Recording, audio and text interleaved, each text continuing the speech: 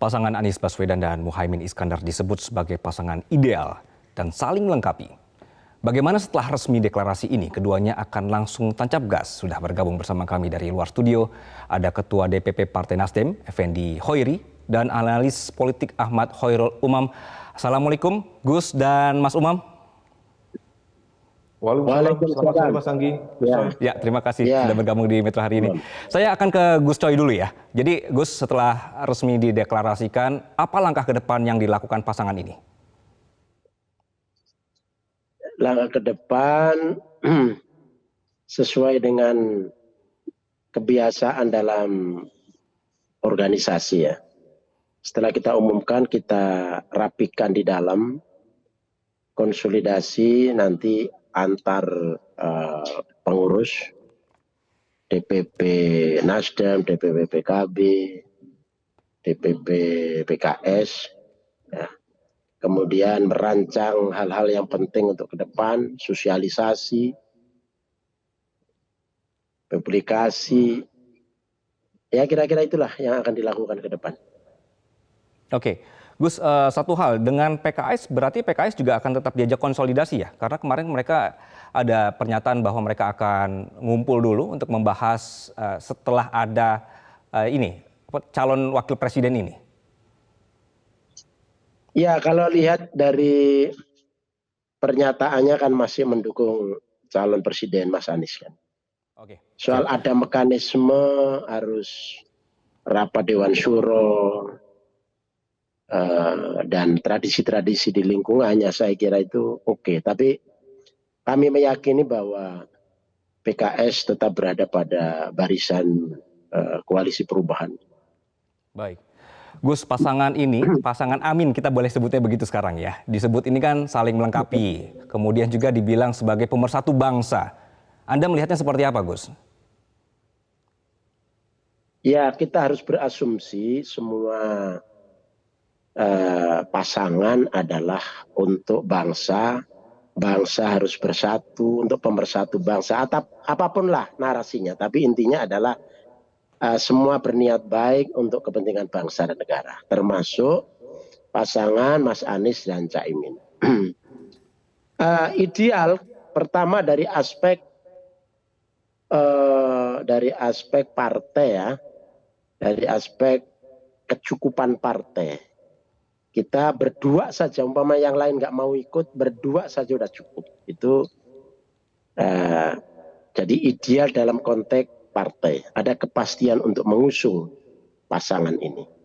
Yang kedua adalah ideal dalam konteks hasil survei Mas Anies berkali-kali yang ditampilkan oleh lembaga survei. Kelemahan Mas Anies adalah di beberapa provinsi, terutama Jawa Timur dan Jawa Tengah. Nah, ketika ada PKB yang memiliki basis Jawa Timur dan Jawa Tengah, maka bisa menutupi kekurangan itu, bisa menutupi kelemahan itu. Juga penting bukan hanya penting bagi Mas Anies, tapi juga Caimin. Kemarin berlama-lama koalisi di kebangkitan Indonesia Raya, sementara keputusan PKB bahwa Caimin harus jadi calon presiden atau calon wakil presiden. Kemudian ada momen di mana Caimin memungkinkan untuk calon wakil presiden, maka Nasdem di sini menyediakan, menyiapkan karpet merah, karpet biru untuk Caimin sebagai calon wakil presiden. Jadi ini saling, jadi idealnya dalam konteks ini. Nah, berikutnya lagi adalah mungkin chemistry ya. Chemistry juga saya kira karena di sini ada Pak Surya sebagai pemimpin Nasdem, politisi senior. Kedua-duanya punya hubungan yang sangat dekat dengan beliau. Maka itu saya kira juga sesuatu yang penting dalam sebuah koalisi. Jadi ada chemistry, ada kecocokan, ada perjalanan yang baik selama sekian puluh tahun antara Mas Anies, Caimin dan Pak Surya. Itu juga sesuatu yang yang ideal, yang penting Oke. dalam sebuah koalisi. Ya. Ya. Yang Mas lain-lain Umam. tentu aja bahwa satu HMI, satu PMII, satu merepresentasikan mungkin Islam modern gitu ya. Caimin merepresentasikan warga Nahdliyin yang selama ini mungkin dikenal sebagai kalangan Islam sarungan atau tradisional. Jadi ini dalam konteks mayoritas Muslim, misalnya itu kalau dilihat dari perspektif ini, gitu ya, itu sebetulnya kedua-duanya adalah cukup merepresentasikan dari sosiokultural masyarakat Indonesia. Oke. Mas Umam, Anda mendengar tadi ya pernyataan dari Gus Coy ya. Ada sisi sebenarnya kekurangan di sini yang bisa diisi oleh Caimin. Anda melihatnya kehadiran Caimin ini bisa menutupi itu, Mas Umam? Ya, saya pikir tadi Gus Coy sudah menjelaskan dengan cukup kompleks sejumlah argumen, mulai dari aspek ideologis, aspek performance, dan itu kemudian tinggal diuji nanti bagaimana kemudian efektivitas dari pasangan Anies Baswedan dan Muhaimin Iskandar. Karena bagaimanapun juga pasangan ini memberikan efek kejut yang cukup, memberikan surprise bagi banyak pihak, bukan hanya masyarakat tetapi juga para aktor politik di Indonesia, sehingga seringkali kemudian efek kejut itu menjadi informational input yang sedikit banyak akan mendongkrak elektabilitas seseorang. Bagaimanapun juga Caimin selama ini memang dari aspek elektabilitas tidak terlalu tinggi, bahkan ada gap yang cukup serius antara elektabilitas partai dengan elektabilitas personal. Tetapi begitu kemudian yang bersangkutan berada di spotlight untuk menjadi figur yang visible, dalam konteks ini deklarasi sudah dilakukan oleh koalisi, maka kemudian seringkali itu akan memberikan efek elektoral kepada yang bersangkutan. Nah, oleh karena itu per hari ini, selama ini memang belum ada satupun lembaga survei yang mencoba untuk menghadirkan sebuah simulasi yang firm dengan komposisi Anies Baswedan, Muhaimin Iskandar. Tetapi dengan adanya koalisi ini, maka yang perlu dilakukan tentu semua capres, cawapres, pasca deklarasi yang harus dilakukan adalah pembentukan infrastruktur pemenangan. Kemudian dari infrastruktur pemenangan itu kemudian dipercepat dengan proses sosialisasi. Mungkin praktis baru sekitar 2 minggu, 3 minggu, atau praktis 1 bulan ke depan. Kita bisa mengukur seberapa efektif proses sosialisasi itu, seberapa efektif kemudian insentif elektoral yang bisa dihadirkan dari kedua pasangan ini, sehingga kemudian kita bisa melihat bagaimana kemudian proses lanjutan untuk mengefektifkan masing-masing gerbong yang akan berkontestasi, terutama masing-masing gerbong tentu akan melakukan konsolidasi pada bulan ini setidaknya di September akhir atau awal bulan depan di bulan Oktober. Nah, situasi ini yang kemudian perlu diantisipasi termasuk oleh pasangan Anies Muhaimin Iskandar. Oke, konsolidasi jangan kelamaan begitu ya, Mas Umam ya. Mas, ini kan sebenarnya kan plot twist ya. Jadi kalau kita simak di medsos itu dibilang plot twist, di luar radar yang biasa melihat kondisi politik. Menurut Mas Umam ini, chemistry ini sebenarnya itu bagaimana antara mereka? Tadi Gus Coy sempat nyebut. Kemudian efek kejut seperti ini sebenarnya ngaruh tidak sih dengan elektoral, Mas Umam? Ya, kalau misal berkaitan dengan konteks chemistry, tentu membutuhkan proses dari pihak Nasdem dan juga PKB tentu mencoba untuk menepis bahwa ini bukan sebuah proses komunikasi yang tiba-tiba, yang ujuk-ujuk kemudian jadi. Besar kemungkinan proses komunikasi ini sudah dilakukan, dan mungkin komunikasi ini dilakukan ketika Koalisi Perubahan dan Persatuan untuk Persatuan kemarin masih mencoba untuk melakukan negosiasi dan kompromi di internalnya. Nah, oleh karena itu, yang menjadi tugas dari masing-masing capres-cawapres, termasuk dalam konteks ini adalah pasangan Amin, adalah membuktikan bahwa ini bukan kawin paksa, tetapi betul-betul hadir dari sebuah kompromi dan juga negosiasi di dalam konteks kepentingan partai politik yang kemudian menghasilkan sebuah political chemistry yang betul-betul proporsional.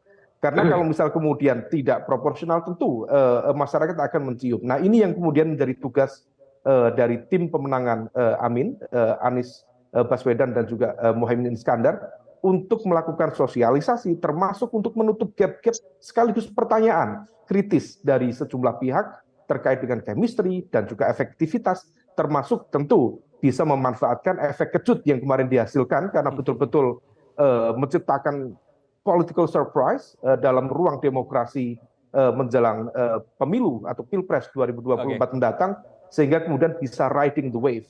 Nah, tinggal kemudian semua itu bergantung pada pasangan Anies Muhaimin, seberapa intens, seberapa bagus dan kuat narasi yang dihadirkan, sehingga kemudian betul-betul bisa menghadirkan sisi beda.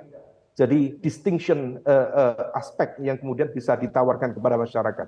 Kalau misalnya itu bisa dihadirkan, tentu ada prospek bagi setiap capres-cawapres untuk menghadirkan konsolidasi dan juga efek elektoral. Bicara soal prospek ini, seperti yang disebutkan Mas Umam ya, Gus Coy, tadi sempat ada penyebutan bahwa elektabilitas Caimin ini masih di bawah. Ini menjadi PR beratkah buat Nasdem? Tapi jangan dijawab sekarang ya Gus ya. Usai jeda, kita akan lanjutkan diskusi di sore hari ini. Pemirsa, tetaplah bersama kami.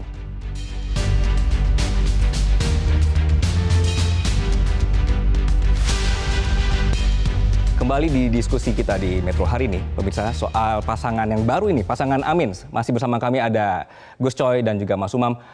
Gus, tadi elektabilitas Caimin disebutkan ini masih di bawah begitu. Bagaimana strategi teman-teman untuk hal ini?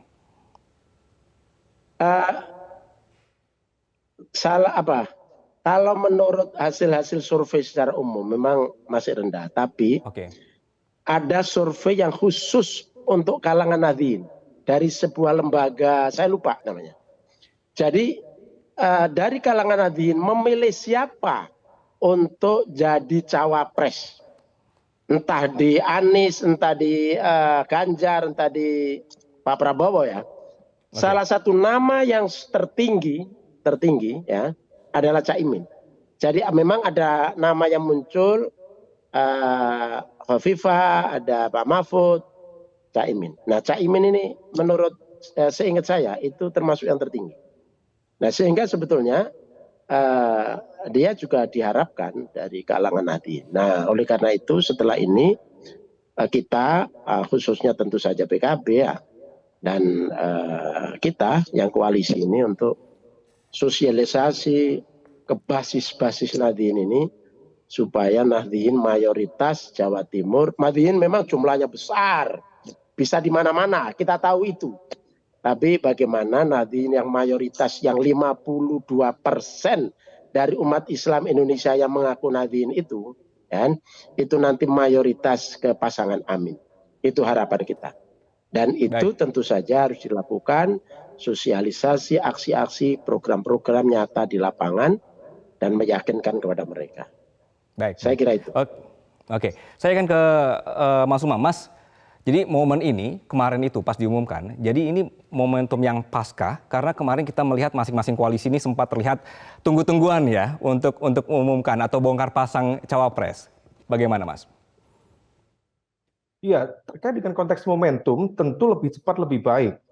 Oleh karena itu kalau misal kemudian deklarasi kemarin sudah dilakukan, koalisi Nasdem dan juga PKB, besar kemungkinan ini akan memicu percepatan bagi koalisi-koalisi lain untuk melakukan deklarasi pasangan capres-cawapres. Masuk misalnya Demokrat sendiri yang kemarin juga sudah bersikap, tentu akan secepatnya juga melakukan perubahan sikap dalam konteks ini, melakukan keputusan kemana kemudian akan berlabuh selanjutnya. Karena poros ini harus dilakukan cepat dan itu praktis hanya ada 1,5 bulan menjelang pengetokan di KPU pada tanggal 25 November 2023 mendatang. Tetapi poin yang perlu diantisipasi di level ini adalah dalam konteks basis pemilih loyal Nahdliyin, maka PKB, mesin politik PKB betul-betul harus melakukan kerja keras. Karena bagaimanapun juga situasinya sangat berbeda dan ini harus butuh manuver untuk berubah arah sangat cepat karena selama 1 tahun terakhir proses sosialisasi yang dilakukan oleh Caimin, oleh PKB, itu menjual nama Pak Prabowo Subianto. Maka simbol-simbol jaringan pesantren, kemudian para kiai sepuh, para jaringan santri, itu yang dijual adalah Prabowo Subianto. Ketika kemudian sekarang berubah menjadi Anies, maka situasi ini harus dilakukan lebih cepat. Karena kalau misal tidak, tentu para kiai, santri, dan juga jaringan pesantren yang per hari ini tentu juga memiliki literasi politik yang baik, tentu tidak bisa dengan mudah untuk diyakinkan. Nah, ini yang kemudian menjadi tugas berat dari Gus Coy dan timnya untuk melakukan bagaimana kemudian memberikan justifikasi supaya kemudian perubahan-perubahan sikap yang mendadak seperti ini tidak membuat banyak pihak yang kaget, terutama para jaringan santri dan juga para kiai. Nah, kalau misal bisa dilakukan, syukur. Tetapi kalau misal tidak, tentu akan ada konsekuensi secara elektoral yang kemudian harus diantisipasi oleh tim masing-masing capres-cawapres, dalam konteks ini adalah pasangan Amin. Oke, sangat diantisipasi sepertinya oleh koalisi lain, begitu. Terima kasih Mas Umam dan juga Gus Coy atas diskusi kita di sore hari ini. Jelajahi cara baru mendapatkan informasi. Download Metro TV Extend sekarang.